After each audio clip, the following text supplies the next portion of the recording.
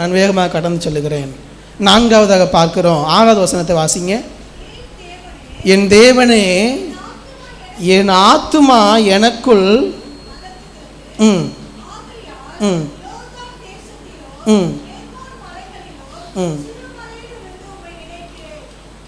அடுத்த வசனத்தை வாசிருங்க.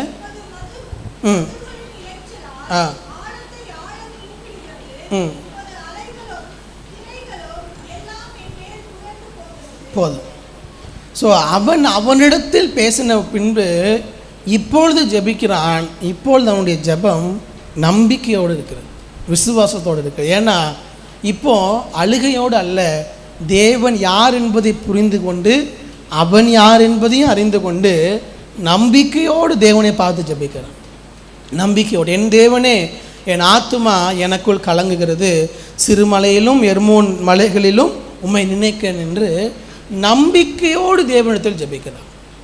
அப்போ ஆரம்பத்தில் அழுகையில் ஆரம்பிக்கிற ஜெபம் இப்போ எப்படி மாறுகிறது என்றால் நம்பிக்கையோடு ஜெபமாக மாறுகிறது. இது கடலில் இந்த ப்ராசஸ்லாம் இருக்குது. நம்பிக்கையோடு தேவனிடத்தில் ஜெபிக்கிறான். ஆண்டவரே, இப்பொழுது என் வாழ்க்கை இப்படி தான் இருக்குது, ஆனால் எனக்கு நம்பிக்கை இருக்கிறது, நீர் என் வாழ்க்கையை மாற்ற போதுமானவராக இருக்கிறேன். அந்த விசுவாசம் அப்பொழுது வந்து விடுகிறது. ஆதியாகமத்தில் வாசிக்கும்போது சொல்கிறாரு, தேவனால் கூடாத காரியம் ஒன்று உண்டோ. அந்த நம்பிக்கை வந்து விடுகிறது. இப்பொழுது நம்பிக்கையோடு தேவனிடத்தில் ஜெபிக்கிறார். நேரமில்லை, வேகமாக சொல்லுகிறேன். முதலாவது பெட்டிஷன்ஸ், உங்கள் ஜெபங்களை எல்லாம் அவரிடத்தில் கொண்டு வாங்க. 2வது வாழ்க்கையை திரும்பி பாருங்கள், பாஸ்ட். 3வது உங்களிடத்தில் நீங்களே பேசுங்க, அந்த நம்பிக்கையோடு தேவனிடத்தில் ஜெபியுங்க. 4வது சொல்லி முடிக்கிறேன். 8வது வசனம், ஆகிலும் கர்த்தர் பகற்காலத்திலே தமது கிருபையை கட்டளையிடுகிறார், ராக்காலத்தில் அவரை பாடும் பாட்டு என் வாயில் இருக்கிறது. அழுகையில் ஆரம்பிக்கிற ஜெபம் கடைசியில் எதில் முடியுதுன்னா ஆராதனையில் முடிகிறது. அல்லேலூயா, அல்லேலூயா. பக்கத்தில் பார்த்து சொல்லுங்க, அழுகையில் ஆரம்பித்தாலும் எதில் தான் முடிக்கணும்? ஆராதனையில் தான் முடிக்கணும். சொல்லுங்கள், பக்கத்தில் இருக்கணும் பார்த்து. சொல்ல மாட்டேங்கிறீங்களே, ஜெசிகா சொல்ல அம்மாட்டேன். பின்னாடி சொல்லுங்கள். அழுகையில் ஜெபம் ஆரம்பிக்கலாம், தப்பே கிடையாது. ஆனால் ஜெபம் எதில் முடியக்கூடாது? அழுகையில் முடியக்கூடாது, ஆராதனையில் தான் முடிய வேண்டும். அல்லேலூயா. மறந்துடக்கூடாது இந்த வார்த்தையை. அழுகையில் ஜெபம் ஆரம்பிக்கலாம், ஆராதனையில் தான் ஜெபம் முடிய வேண்டும். நான் சொல்கிறத மட்டும் குறித்து உங்கள் வாய்ப்பு இருந்தால் அந்த நாள், இந்த வாரம் முழுவதும் தியானிங்கள். சங்கீதம் 13, சங்கீதம் 22, சங்கீதம் 42, சங்கீதம் 77, இது எல்லாமே வாசித்து பார்த்தீங்கன்னா தாவீது அழுது கொண்டு தான் ஆரம்பிக்கிறார். ஒன்று வேணால் எடுத்து பார்க்கலாமா? சங்கீதம் 13 மட்டும் எடுத்து பாருங்கள். சங்கீதம் 13:1 வாசிங்க யாராவது ஒருவர். கர்த்தாவே, எதுவரைக்கும் என்னை மறந்திருப்பீர், எதுவரைக்கும் உம்முடைய முகத்தை எனக்கு மறைப்பீர். அழுறாரு. அப்பா, எது வரைக்கும் என்னை மறந்துருப்பீங்க? அழுறாரு. ஆனால் எப்படி முடிக்கிறார்? கடைசி வசனத்தை பாருங்க. கர்த்தர் எனக்கு நன்மை செய்தபடியா. ஏதாவது சம்பந்தம் இருக்குதா 1வது வசனத்துக்கும் 6வது வசனத்துக்கும்? யோசிச்சு பாருங்க. 1வது வசனம் சொல்கிறாரு, எது வரைக்கும் என்னை மறந்திருப்பேன்னு அழுறாரு. அதே மனுஷன் 6வது வசனத்தை சொல்கிறாரு, கர்த்தர் எனக்கு நன்மை செய்தபடியால். இது உண்மையா அது உண்மையான்னு நமக்கு டவுட் வருதா இல்லையா? ரெண்டுமே உண்மைதான். எப்படின்னா இதுதான் ப்ராசஸ். அழுகையில் ஆரம்பிக்கிறார், வாழ்க்கையை திரும்பி பார்க்கிறார், நம்பிக்கை வருகிறது, அவரை திடப்படுத்துகிறார், நம்பிக்கையோடு தேவனிடத்தில் ஜெபிக்கிறார். முடிக்கும் பொழுது தேவனை ஆராதித்து ஜெபத்தை முடிக்கிறார். அதுதான் நீங்கள் இந்த வாரம் ஃபுல்லாக 13, 22, 42, 77 இது எல்லாத்தையும் வாசித்து பாருங்கள். நம்முடைய ஜெபம் எப்பொழுதுமே ஆராதனையில் தான் முடிய வேண்டும். இயேசு கிறிஸ்துவே கற்றுக் கொடுக்கிறார். மத்தேயு 6ஆம் அதிகாரத்தில் நம்ம எல்லாருக்கும் தெரிந்தது பரமண்டல ஜெபம். கடைசி முடிக்கும் போது எப்படி தான் முடிக்கிறார் இயேசு கிறிஸ்து? பரமண்டல ஜெபமே எங்களுக்கு தெரியாத பசங்களா? எப்படி தான் முடிக்கிறார்? ராஜ்யமும் வல்லமையும் கனம் என்றென்றைக்கும் உம்முடையவைகளே. ஆராதனையில் தான் முடிக்கிறார்.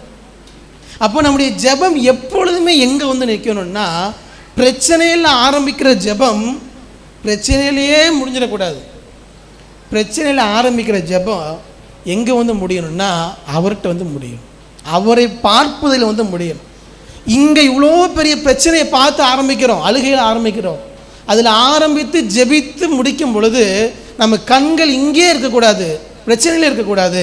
நம்முடைய கண்கள் அவரை பார்க்க ஆரம்பித்து விட வேண்டும்.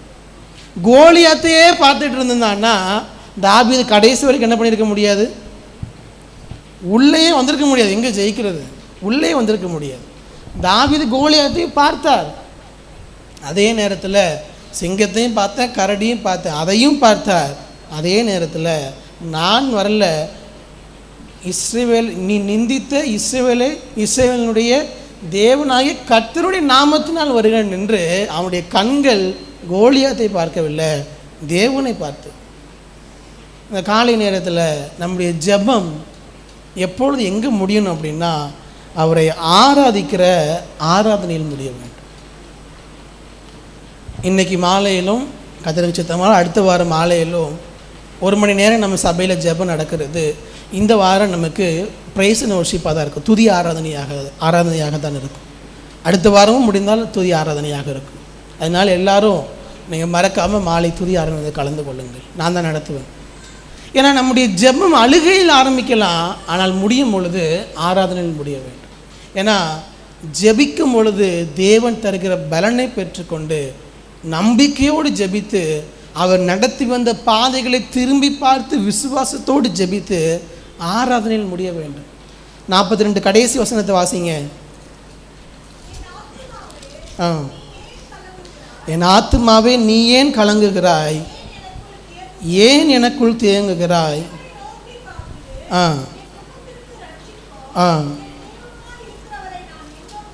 நான் இன்னும் துதிப்பேன். கடைசி அதில் தான் முடிக்கிறார், நான் இன்னும் துதிப்பேன்.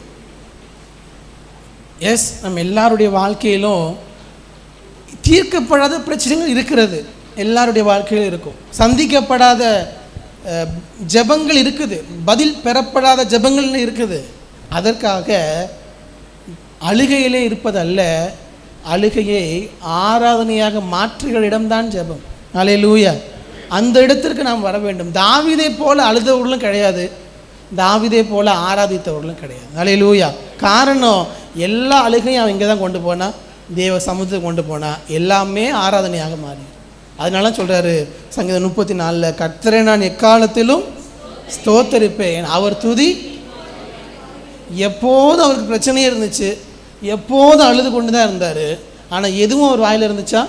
எப்போதும் அவர் துதியும் என் வாயில் இருந்துச்சு. இன்னைக்கு காலை நேரத்தில் முடிக்கிற ஆராதனை ஜெபித்து முடிக்க போகிற இடத்துல இருக்க நாம், ஆண்டவரே எல்லா சூழ்நிலையிலும் எல்லா அழுகையிலும் உம்மை ஆராதித்து கொண்டே இருக்க எனக்கு கிருபை தாரும்.